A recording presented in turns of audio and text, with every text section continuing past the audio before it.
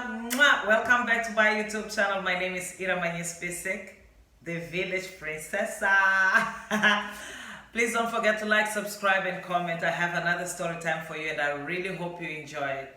The story today is about a young married couple. They have two kids. Ooh, I got it right with the fingers. They have two kids. They're married, and the wife is the breadwinner of the family, and the husband is a stay-at-home husband. I don't know if I call him a stay-at-home husband because they have a maid in the house, but I think I would call him a couch potato personally because of the story. But you come to your conclusion after you watch the story. Please let me know what would you do if you'd find yourself in the position that the couple finds themselves in this story. Watch the story to the end. My name is Safira and my husband's name is Ruago. We met when we were both at university, and we lived in the residency for the university. Our rooms, they were close to each other. We had the same group of friends. We used to party, study, sports, everything together, to the point that because of spending so much time together, he hit on me and I said yes, and we started dating. We did like group datings with the other friends, and until today we finally got married. So me and Ruag, when we started dating, I don't know if I was desperate or I was just too much in love. I immediately started playing wifey because Ruago, even though he was at university, he was very boyish. He was still partying, smoking doobies, and he was really neglecting his studies. And I found myself being the mother, the wifey, the big sister, everything, because I would be the one reminding him to finish his assignments, reminding him or looking after his clothes, his food, making sure that he has food, he has everything in order. And I would even sometimes neglect my own work just to make sure that my boyfriend was. And a few times we broke up because it was really, this guy, he thought he was in paradise away from his parents. It was all about party, party, party, party. One of the times that I broke up with him, when he came back, he got me a ring. I don't know where he got the money from.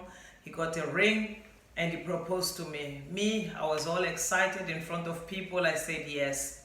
We went to court. We got married without even our families involved. Just friends to be witnesses. We are all over age. We could do that without our parents. We finished, we started, and when we were done with our studies, I was studying public relations and he was studying political science. We finished our studies and we both got jobs immediately. He had a very good job, and me too. I got a job in a small business, a family business, where I was a PR for the boss, the main. After a few years, Ruagu lost his job because, guys, even though he was out of university, he was still continuing the same lifestyle. We had a home, he had a job, he had a nice car. He is a big spender and he likes good things. He was just buying clothes, shoes, a fancy car, sometimes neglecting the bills. I was always the one making sure that since when we had two kids, making sure that the kids, they have clothes, they have food, everything in the house, and I got a maid to look after the house, and all those expenses, they were on me. Ruago, after 3 years of work, he lost his job because he was not being consistent. He would go partying on a Sunday, and Monday he has to go to work, and he would miss work, like the way he used to miss classes. They fired him. For a few years, this guy, he's been on the couch every time. I come home sometimes, what's he doing? He's on the couch, watching TV, or he's busy playing video games. Sometimes I'll get there's beers around with friends, just playing games and being loud, playing music, smoking doobies in front of the kids. But I don't know why. I just love this guy. I speak to him like I'm his mother. We fight and everything, but anyway. Me and my boss, over the years, we became really close, because we travel together, we go to meetings together, and somehow, and the family and everything, we just became really like family, to the point that sometimes my boss will invite me and the kids and my husband to his family functions and birthdays and any other type of celebrations. And time went by. I'm busy trying to force Ruagu to get a job. This guy, he's not interested. My boss lost his wife. He became a widow and his kids are all grown up. They're all out of the house. The guy is always inviting me, like he creates work just to spend time with me. And me too, I was enjoying, because every time that I was with my boss, I'll be treated like royalty. He will make sure that I eat at the best restaurants, take me to the best hotels and resorts and everything. Sometimes you even invite me and the kids to go away for the weekend in the name of work. But we arrived there was no work. It was just us enjoying time out. And me, I was really enjoying my time. But the funny thing is that my husband was not even bothered, as long as there was everything that he wanted. He knew what my salary was, but he didn't care to ask where was I getting the money, because my boss, like if it was my child's birthday or it was my birthday or would tell him something, he would just put some money in the envelope and give it to me. Sometimes he would give me his credit card and tell me, you can buy what you need, or you can spend, let's say, in rent, let's say spend 5,000 or spend 10,000 and buy what everything you need. Ruagu lost his car. Now we are using just one car. He lost his car because the car broke down. He couldn't fix it. And then he got an accident, and we only had one car in the house. My boss would borrow me his fancy car. I'll come home with the car, my boss's car. Ruagu has to go. He wants to go out with his friends. He's all dressed up, he likes, and this guy, my God, he likes the best things in life, even though he's unemployed. He will tell me, I will not wear that cheap perfume. I want the blah, blah, blah, some name of perfume. Me being the wife, since I was getting money from my boss, I'll buy him the best perfumes, all the best clothes that he liked, all the name brands, all those golf t-shirts with those, and the sneakers and everything. You know what I'm talking about. This is what my husband likes. One day I come home with my boss's car. He goes out and he sees, wow. But this is already a routine and something that's been happening, that I'm going away with my boss, even somebody taking the kids. But this guy is not questioning, because when I come back, I always have money and I always like drive this fancy car. He'll just, one day just takes the car keys and he disappears with the car. No questions asked, no nothing. He comes back home late and drunk. And me, I even gave him the money to go out, because he didn't have money, and we both come from very poor families. Because for me, I came from a poor background, and I knew that my way out in life is to go finish my studies and get a job, and to be able to help myself, help my family. I talk about my siblings, which because I'm the oldest of the family. Ruagu that day, he takes the car keys, he disappears, he goes drinking and partying with his friends. He come late with my boss's car. Me, I'm like wondering, like, this man, where does he think that, why am I getting all these things from this another man? And he's not even questioning. As I told you, my boss lost his wife and his kids are all out of the house. He invites me away for the weekend. He tells me, this time don't bring the kids because we're going to work. We're going for a function. He takes me to this very fancy place. We get there, I'm treated like royalty. He even bought me new clothes. He bought me a fancy dress. We went to this gala. Oh, one more detail. He did not book 2 rooms this time. He booked only one big suite. Now I'm looking around and I'm waiting for him to give me keys for my room. He was just not saying much, but he just told me that we're gonna be sharing a room. I was shaking, but of course I assumed that I'll be sleeping on the couch. Since he's the boss, he'll be sleeping there. And I was seeing this guy like a father figure for so long. For me, we became like a family, and I knew his kids and his late wife. He was like a father figure because I have daddy issues. That night, we went to this gala. We had few drinks, nice food, mingling with people. We get back to the room, and he tells me that he has something that he's been wanting to tell me for a very long time. And he doesn't want me to take this the wrong way, but he cannot hold it any longer. He has to tell me.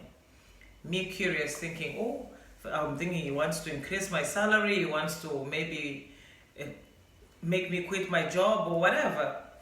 He tells me that he's been in love with me for a very long time, and that's why he's been doing everything that he's been doing for me and my family. Since he lost his wife, he wants to be married again, but he doesn't see any other woman out there because he feels that he has found the right woman for himself, and that woman will be moi. I was in shock. But in the way, I was not really, really in shock because I developed such a sweet spot for this guy. Somewhere in here, there was some, I wouldn't call it love, but I felt some kind of affection because even at work, when there was like some women going to his office for a very long time, and even for meetings or anything, I would find myself being jealous and being upset, even though I had nothing with my boss. I said, oh my God, you know that I'm married? He says, yes, I know that you're married, of course. I know you, that's why I couldn't tell you this, but you're saying you're married to who? To that useless guy? And I was like, yeah, he's useless, but he's still my husband. We live together, we sleep in the same bed every night. Of course, when I was out at home. From that day, I told him that I'm going to think about it. I'm not gonna do anything I will say and give him any answer. We went back home, life back to normal, but somehow, very quickly, we started an affair. And my absence from the family became even worse. My maid had to move in to live in the house to look after the kids. My husband is still busy asking me for money for him to go out with his friends and partying and still smoking and drinking, not even making an effort to find a job. I was really the mother of that family. I started going away with my boss more regularly, and I was really not hiding the affair because I lost love for my husband. One day, I go to work, come back home, get ready. I tell my husband that I'm going for a work function with my boss. I go out and he tells me that he's going out with his friends too. He asked me to give him some pocket money. I give him some pocket money. I get all fancy. I go, my boss fetches me at home at the gate. We go to this restaurant, just the two of us, because now we are having the affair. We are like a couple. By coincidence, or when things are supposed to happen, who walks in on us? My beloved, useless, couch potato husband. There's Ruago with his friend. And my boss, we are sitting like this, where this is the table. I'm facing the inside the restaurant and my boss is facing the door. He tells me, guess who just walked in? That useless husband of yours. My useless husband, he just walks into us. He greets my boss with much respect. He greets me, but very distant type of greeting. He tells me that, oh, they just came in because they wanted to see somebody, but he's going somewhere else for a drink with his friend. I think they were coming there for a drink, but they saw us, they decided to leave. But anyway, I'll see him at home. Okay, fine. But when he walked in, my boss's hand was on my thigh, and I was wearing a mini that day. He was busy rubbing my thigh. I believe that my husband saw that, but he pretended that he chose not to act on it, not to say anything. Few days later, we're at home.